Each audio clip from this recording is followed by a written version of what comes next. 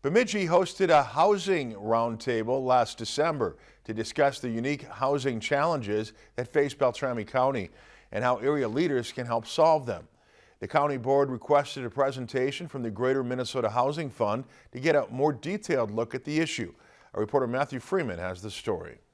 It's no secret that the United States has been experiencing a severe, long-term housing affordability crisis driven mostly by a shortage of housing supply.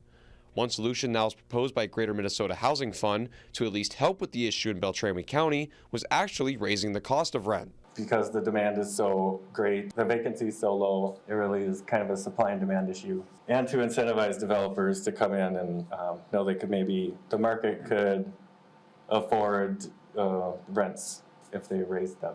In Beltrami County, there were 120 new construction units sold within 2022 and 2025. The median listing price for those homes was close to $410,000, but the median closing price dropped over $70,000. This really speaks to that there's a value gap.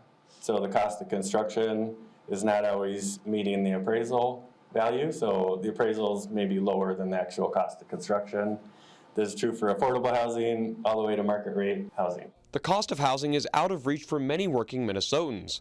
Looking at this graph comparing the county's most in-demand jobs versus the cost of housing in the area shows that if you're not in the medical field, you probably have some trouble paying rent at the end of the month. So if you had two of those high occupation and demand jobs stacked, you could maybe meet that affordability on a medium priced home. But so we start personalizing a bit of, at least when it comes to the occupations, who these people are. I mean, they're people in our community that are working and still can't afford things. So Dorr says the headline to take away from this housing study is that by 2035, Beltrami County needs to add close to 4,200 general occupancy units to meet the demand for housing. The more we have in the market, it will bring in more property tax revenue, and it'll also give people more options to move over from a larger unit to maybe downsizing and smaller units. Reporting in Bemidji, I'm Matthew Freeman, Lakeland News.